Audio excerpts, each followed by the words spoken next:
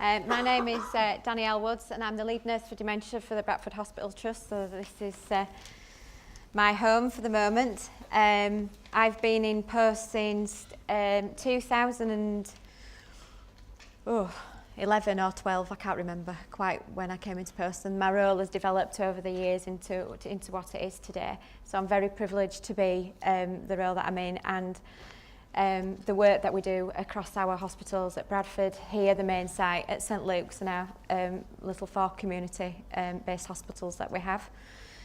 So like Joe, we have had My Life, as I call it. Sorry, I can't call it the DRTS, it's just inbred into me with the My Life, since about 2014. We had some long loans as well. It might have been on purpose, but we did within the hospital. I'll just give a background of Bradford, seeing that you're all here, and welcome to everybody coming, and to those that have braved the snowstorm that we've had. I really, really do appreciate your time in coming. I was very nervous when I opened my curtains this morning and saw the snow outside. I thought, what a disaster. But I'm so pleased to see so many of you here today. That's made my day. Thank you very much. So Bradford District covers an area of approximately 400 square kilometres. We're located in the northwest of West Yorkshire.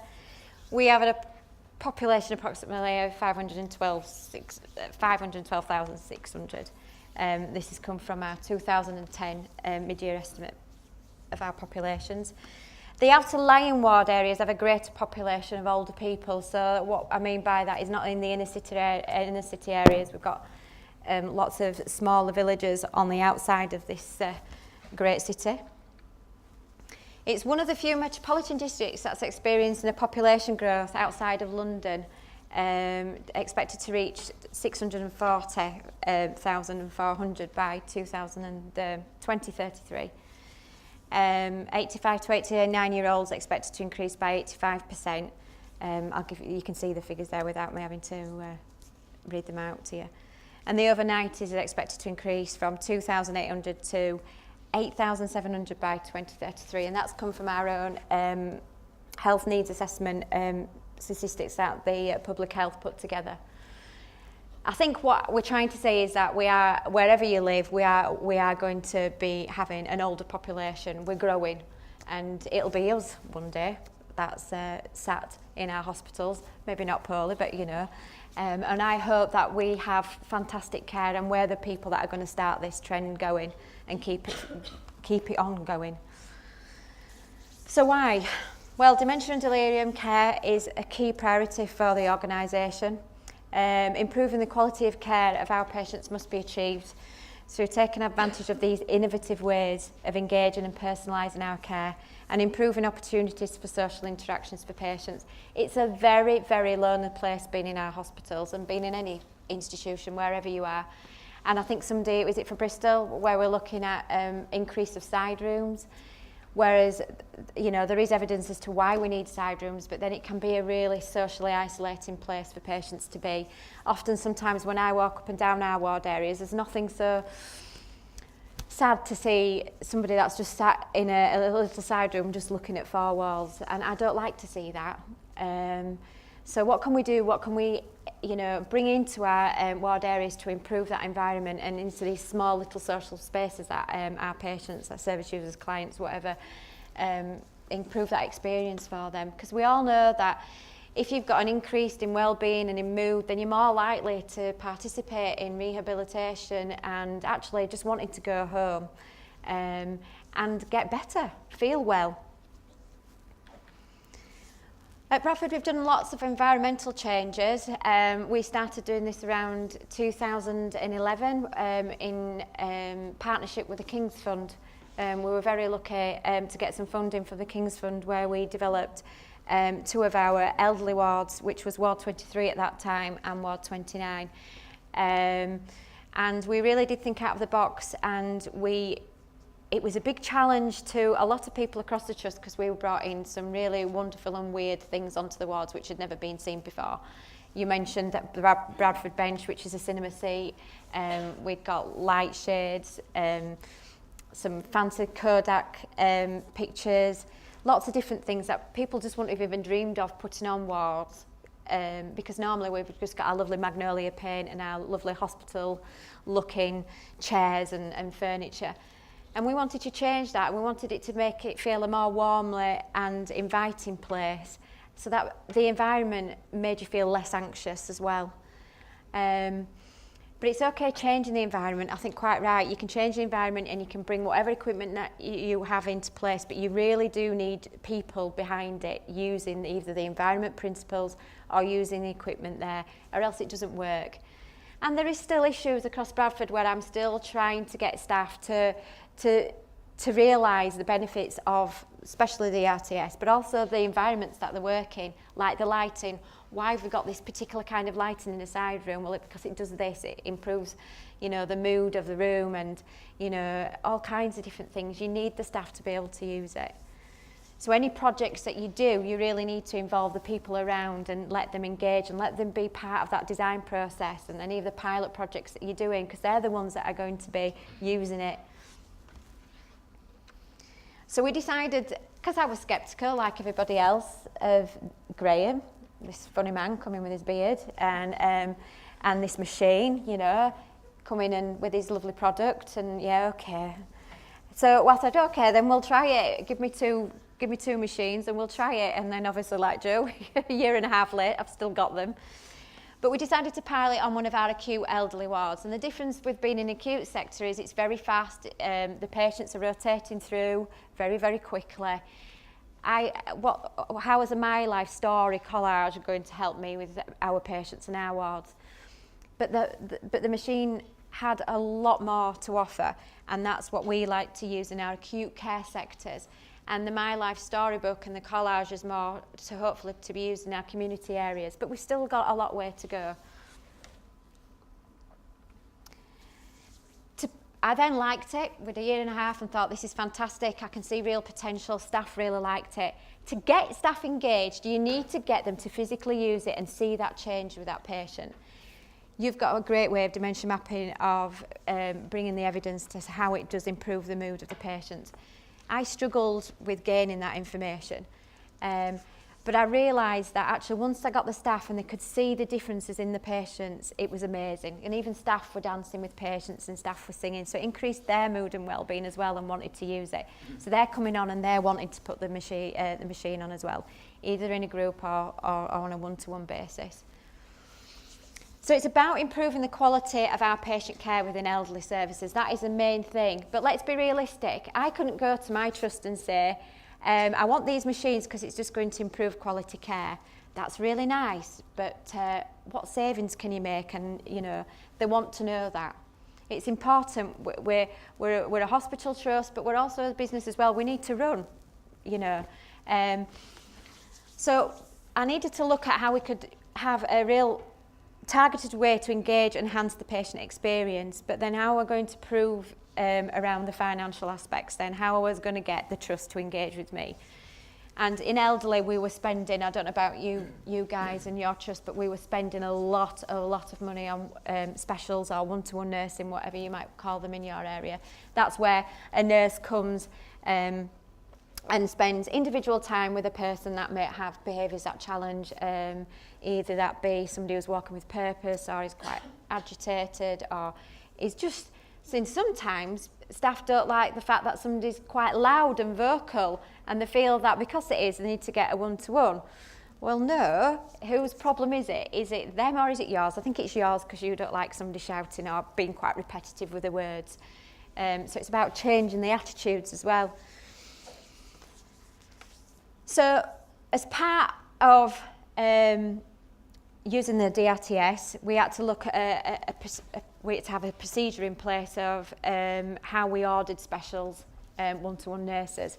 So every member of staff now, if we feel that we need to have a one-to-one, they have to ring up the care of elderly matron or whichever matron it is for that speciality and say, I would like a one-to-one. And the matrons then, especially in care of elderly, will say, have you used the My Life? Have you used this piece of equipment first? Putting back the challenge on the staff and putting back to saying to them, why do you need a one-to-one? And that's when they might come and say, well, they're being really vocal loud and, I can't do it. Well, no. But why are they shouting? That's another thing. obviously something's not right. We're missing a need here. There's not, people don't just shout out for a reason. They're telling you something, they're communicating for you. So go back and find out what it is. What are we missing? So we had to put a business case together, and the rationale for our business case is that obviously dementia is a real priority for Bradford Hospital Trust. We have put together a strategy for the trust, and that we also realise that people with dementia are at greater risk of social isolation, decreased opportunities for interaction, especially in acute care settings. We're more likely to stay in hospital, very high increased risk of falls, and again, like what I said before, meeting those, not recognising those unmet needs. Got increased risk of delirium and risks of difficult to manage behaviours. And as you know, it's us. We tend to be the problem, and we tend to cause the problems that patients who do live with dementia come in. We can cause them to have behaviours that challenge and their behaviours to escalate, because we might be doing things with patients that they perhaps don't want to do. So they might not want to get dressed in the morning, or they might not want to have a wash, but yet we're enforcing them to have that because you're on a ward and you need to be clean because the consultant's coming around and everybody has a wash in the morning. You know, so we're really the cause of many behaviours that happen in settings, and we need to realise this. I also had to say that we had an anticipated use. By using the MyLife, we would reduce the TNR one-to-one booking by 25%. So this is a challenge that I had to take on, that I was going to reduce the spends on our one-to-one TNR. TNR is temporary nurse register, so it's an agency staff. We went live in May 2015. We had lots of support from Graham and his team in education and training, and it's another opportunity to spread the word around dementia and delirium as well across our staff, getting them to understand around what dementia is and how to recognise delirium, etc. We put a monthly meeting together to make sure that we were meeting our targets and that everywhere was using the machines and that everybody had a sufficient education and training. We decided we'd have a look at falls, reduction in TNR costs, and the usage of the actual MyLife machines. This is small and I don't know if you can see it, but this is our usage across all locations. So if you look at the purple line, that's the usage in September of October 2015. Then the blue line is October to November, and then the orange line is November to December. So you can see we had a bit of a lull, but then we can, because we're monitoring the usage, we can go back into those particular areas and say what's happening, why aren't we using them, identify what the problem is, and re-engage the staff, because it is the staff that we need to re-engage with. And you can see we just shot back up again in certain areas. So these are all the areas across the which have the 20 units. And we named individual units, so we've got Morecambe and Mundy, Terry and June, Princess Charlotte, and Al, what's his brother called? What's Charlotte's brother called? George. And actually, I know it seems daft naming them, but it's really good for naming them, because then you can keep an eye on which machines have been used, and if there's any of them that's problems, so we name them. We adapted a template which was originally designed for, why I haven't put the name in there, because I think I was going to Graham to say it was originally designed for Walsall, thank you, and I haven't gone back and put it in. So we adapted their tool for Bradford, and we put this tool on the end of the MyLife. So that was looking at mood and well-being, what kinds of activities were being used, how long they were using it for, who was being involved. And then I put together a monthly, I collected that data. It died its death. Staff weren't filling it in, but they were using the machines, so that's what I was bothered about. And I knew that because the usage was there and the staff were telling me and case studies were coming up. So I didn't get on the backs for that, but I just couldn't come back with some real data. So my priority was the user machines. I'm going to forget about that for the moment, even though for presentation-wise, it's not very good. So the purpose of the activities is to cheer up and engage with people, really improve mood. So let's not wait for somebody to become and cause problems with you as a staff. And I mean cause problems, it's not problems for the patient, you know, it's problems for the staff. let's do this pre. So if somebody's coming in, let's find out about these individuals and let's engage and socialise with them, you know, make them feel welcome, improve their mood and well-being so they think, yeah, okay, and I'm ready to go with the physio, I'm ready to go with the OT now. So the most popular types get music, obviously, and like what Joe was saying, we could get CD players on, but actually it's seeing the movement of the turntable on the actual machine, and we've seen that as well. And the quizzes and the fairground games, really good, really quick things to use within the ward. Even if you're just spending 10 minutes with somebody, that engagement's been useful and it stimulated that person for 10 minutes. Mood prior and following activity, reported was indifferent, and then some of them were happy. This is on the bits of data that I did collect from the beginning.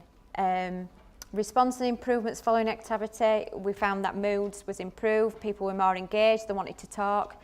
I remember one gentleman in a 4-bedded bay, he actually was he was laid in bed, so when you walked in you couldn't see him unless you physically went over to him and looked at his face. And we had the My Life in, and it'd been playing, and some of the HCAs had been dancing with this gentleman within the ward. All of a sudden he sat up. He sat up and looked and started being engaged, and then after we'd finished the activity, he remained sat up. And that was just amazing to see, absolutely amazing to see. I'm not going to go through some of the case examples because I feel Lucy's going to talk about them this afternoon in her presentation. But she might not talk about the one on Ward 29, but talking about, we all know that people who have a dementia or have a delirium, they're at more increased risk of falls. We have to be a little bit risk averse because we know that if we try and keep somebody within a side room or keep them in their bed space, they're going to become more agitated and actually going to try and climb out of bed. So we have to let people get up and walk around. On one of the wards, it's an ortho-geriatric unit, so a lot of our patients have come in who have fractured their hip. So our increased falls is high anyway because some of them can be quite delirious post-surgery. So that was difficult for us to capture, was the falls. But one particular lady on Ward 29, she fell 7 times in over a couple of days. 7 times, no matter what we did, falls alarm, absolutely everything on, she still fell. So 2 things we did. We moved her right into the central area of the ward, and we sat her with the My Life, and then she never fell again. So it took 7 times for her to fall, and then we brought into this equipment, but she didn't fall again. And that's enough evidence for me. So the financial benefits, those that may want to see this. Across the 4 elderly wards, special shifts equated to an average of 56 shifts per week at a cost of £4,500. After the introduction of My Life units, this fell to 16 shifts per week at a cost of £1,300. And our total saving per week equates to 3,200 per week, or 166,000 per year. Don't ask me any questions on math. I have a lovely lady called Isabel who number crunches and did all this for me, but it's true because she had a vested interest in making sure that we did this and we met our target. Because if I didn't do this, then I wouldn't be able to put a business case in for surgery, which is what I'm wanting to do now, to say, look, by doing this and putting this plan together, we can save the trust money. But what a wonderful way to do this, because we're also improving the patient's experience as well.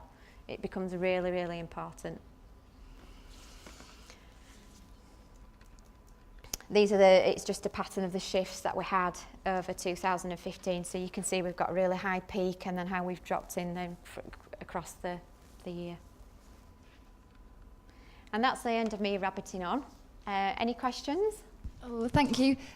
So I'm from Bristol. We've got our project happening. And I just wanted to ask, who are the key people you've targeted, like, to spread the word about the digital reminiscence? Because it's just spreading the value of it, really. I'm tagged in the HCAs, but... Yeah. So initially, I have 70 Dementia champions. So I spread a lot of the word through the Dementia champions, and I've got some real key players of Dementia champions who have done wonderful work on the wards.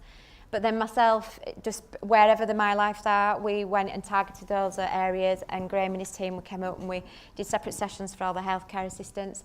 We did sessions for the T&R staff as well, and an agency called Grays, which is something that we use, and they came so that when they were coming on and asked to do, because you don't get rid of one-to-one, some patients still need one-to-one nursing, but instead of sat there on the mobile phone or just looking at space or flicking through a magazine, they were using the My Life as well. And it is just you've got to keep plugging at it, keep ticking away and doing it. Because now, I know on the other areas now that they ask and they borrow the units, so, and they've heard about it, oh yeah, and once they've seen it in play, oh yeah, we'll have that. We had somebody on a what is Ward 12? Gynae, thank you. We had somebody on the gynae ward, and it was an outlie lady, and she was lovely, but she did walk with purpose, and she was walking purpose really because she wanted to go home. She didn't know why she was there, and, you know, and she was fine, she was lovely, but I'm okay, I'm fine, I'm well, so I don't know why I'm here. And it was just near Christmas time, and we used the My Life every day, and she sang Christmas songs, and she was jiving at the side of the bed. So then now, that's in Ward 12's brain, so they know then that they can come and get the My Life unit. So, like, you need the successes, don't you, and spread the... And it's spreading the successes, that's absolutely right, yeah. The staff on the ward, they are interested in data. They want to know, and they want quick wins, and they need to see it for themselves. Yeah. Can I just ask, also from Bristol, how do you roll your training out? Because one of the challenges we have is a lot of staff want to come, but the staff wards won't release them. And then we do bits of training, but then they don't really get a chance to embed it. Do you mean just the training on the My Life unit? Yeah. Again, that was down to Graham, so we just kept going to the different areas, and we, with the healthcare assistants at some of the community hospitals, we tried to find the ones that were really engaged and then get them to train the other areas. And then I just had the simple laminate sheet of saying, look, it's dead easy, just go on it. And then they did, and they learnt themselves. So again, you've just got to keep going. And the matrons have been really good as well. I couldn't have done a lot without the support of the matrons, so they've been really good at plugging away and saying use it. I'm just wondering, are there any environments that have not taken up your digital revolution, who have been reluctant to accept it? At first, yeah. The acute elderly admissions ward were a bit nervous because of the pace of through, and they didn't feel that their patients were there long enough, so wouldn't need it. But it took Fran, is she a physio or OT therapy assistant, used it a couple of times and some others did, and they realised, oh, actually, it does work. I don't think they use it quite as often, but it works at the time. And all of them at the beginning were a little bit, oh, we haven't got the usual, we haven't got time to switch this machine on, we haven't got time to do this, we haven't got time to that. But again, once they saw it, so they come in the morning and put it on, or they know that if there was somebody who was presenting with a behaviour stat challenge, they'd just simply go get it straight away. But we're wanting to try and go out from Joe's, I first heard Joe speak in Warwick last year. So we went and asked is anybody here from dialysis? Renal unit? No.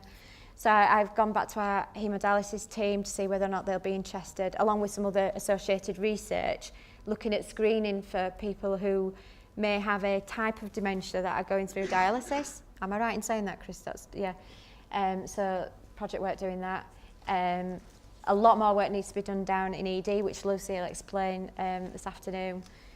But I know that some of the other areas in surgery, we're just desperate to try and get some machines up there as well, full time. I think it's interesting. It might be that you get a critical mass of momentum that actually begins to enable it to roll out, because not long ago I went to a hospital in South Manchester. They had a My Life unit, but it was in a social area, it was turned away from the patients, and there were actually chairs put in front of it.